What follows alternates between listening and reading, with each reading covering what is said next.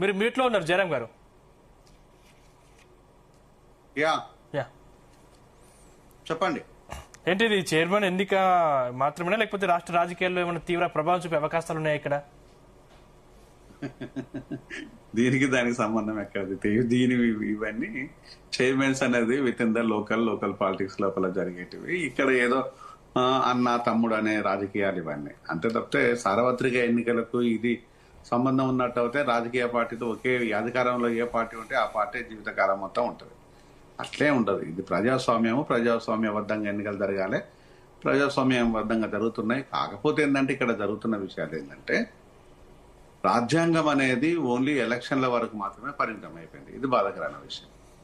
అది రాజ్యాంగానికి అనుగుణంగా పాలన జరగాలి, అది దాన్ని ప్రభావితం చేయాలి.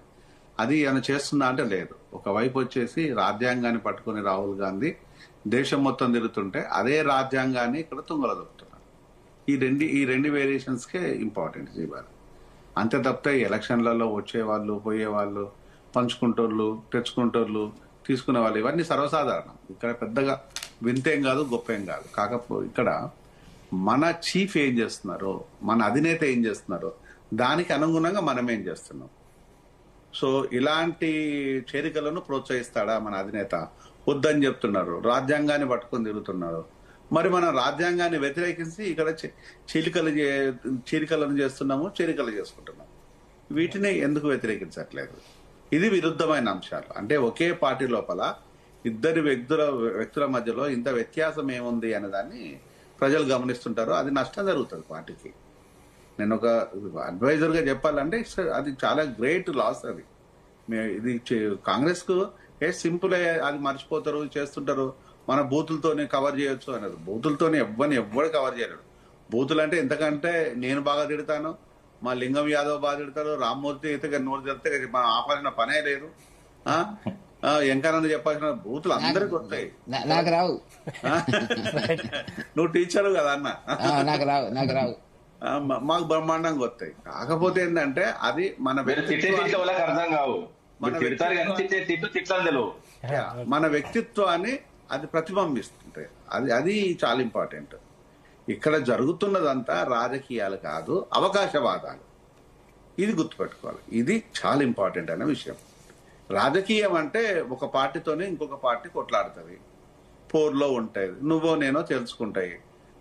అసలు మీకు గతాన్ని ఒకసారి చూడండి. కొన్ని సందర్భాల లోపల ఎక్కడన్నా కలవాల్సి వచ్చినప్పుడు ఎన్నో కండిషన్లతో కలిసేవాళ్ళు. అది ప్రజలతోని కండిషన్లు ఉండేటివి. ప్రజాపరమైన అంశాలు కానీ, కాన్స్టిట్యున్సీ పరమైన అంశాలు కానీ, ఆ ఏరియా సంబంధించిన అంశాలు కానీ ఉండేటివి. కానీ ఇప్పుడు ఓన్లీ పర్సనల్ అవకాశాల కోసము కలుస్తున్నారు. అంటే ఎంత డిఫరెన్స్ వచ్చింది చూడండి. ఒకప్పుడు అది రాజకీయం, ప్రజా అవసరాలతోనే కలిసిన రాజకీయాలు. ఇందిరాగాంధీ గారు మాట్లాడారు, ప్రజా అవసరాల కోసం మాట్లాడారు. వాజ్పేయి గారు మాట్లాడారు. వాజ్పేయి గారు ఒక సందర్భం లోపల అరే నాకు ఈ ప్రభుత్వమే వద్దరా పోయి ఇది అంత లొల్లి అని చెప్పి ఆయన వదిలేశారు. అది ప్రజలకు సంబంధించిన. అంటే ఇక్కడ ప్రజలకు బెనిఫిషియల్ చేయాలి అని దాన్ని. రాహుల్ గాంధీ ఇంకొక గొప్పతనం ఏంటంటే మనం గతాన్ని చూసినట్టయితే ఇందిరాగాంధీ గారిని వాజ్పేయి గారు ప్రశంసించారు ఐరన్ లేడీగా. వాజ్పేయి గారి ఆరోగ్యాన్ని గురించి సో రాజీవ్ గాంధీ గారు రికమెండ్ చేశారు. ఇది ఎంతో గొప్ప అంశం అండి. ఇప్పుడేం జరుగుతుంది అంటే రాజకీయాలు అనేటివి వెళ్ళిపోయినాయి. అవకాశవాదులు మాత్రమే రాజకీయ నాయకులు అవతారాలు ఎత్తిండ్లు. భూదండ చేస్తాడు, లంగ పనులు చేస్తాడు, మడ్డలు చేస్తాడు, మానవంగా చేస్తాడు, మోసాలు చేస్తాడు. ఇవి క్వాలిఫికేషన్స్ రాజకీయానికి. ఒకప్పుడు క్వాలిఫికేషన్స్ కి కాంగ్రెస్ నాయకులలో ఎంతో గొప్ప నాయకులు లేరు. బీఆర్ఎస్ లోపల గొప్ప నాయకులు లేరా? లంగలు ఉన్నారు, అత్యధికంగా ఉన్నారు. బీజేపీలు లేరా గొప్ప నాయకులు? అంటే ఈరోజు ప్రతి పార్టీ లోపల రాజకీయ నాయకులు ఉన్నారు కాబట్టి ఈ అవకాశవాదులు రాజకీయం పేరిట బతుకుతున్నారు. దీన్ని ఇప్పుడు ఎక్కువగా ఎక్స్పోజ్ చేస్తున్నారు. ఇది రాజకీయం అని చెప్తున్నారు. అంటే రానున్న ముందు తరాలకు మన రాజకీయాలు అంటే ఓన్లీ అవకాశవాదులే, ఓన్లీ దారి దోపిడిగానే, ఓన్లీ మనం కొట్టుకొని పోవాలి, పంచుకోవాలి అనే విధానాన్ని మాత్రం ట్రైన్ చేయడం. దయచేసి ఇది రానున్న రోజుల లోపల మీ ఆస్తుల భంగం కలుగుతుంది. రాజకీయ నాయకులు చెప్తున్నాను, హెచ్చరిస్తున్నాను. అలాంటోడికి, లింగం యాదవ్ లాంటోడికి, రామ్మూర్తి, మా ఇంకా మాకు ఏం పోయేది లేదు, పీకేది ఏం లేదు. కానీ ఎవడైతే దోసుకున్నాడో బిడ్డ మీ వెనకాల ప్రజలు ఉరికుచ్చి కొడతారు. ఇదది గ్యారంటీ. ఏం చేస్తారు ప్రజలు? ప్రజలకు ఆకలితో అలవాటించిపోయినప్పుడు మరో శ్రీలంక అవుతుంది, మరో వెనుజులా అవుతుంది, మరొక నేపాల్ అవుతుంది. ఎందుకు కాదు?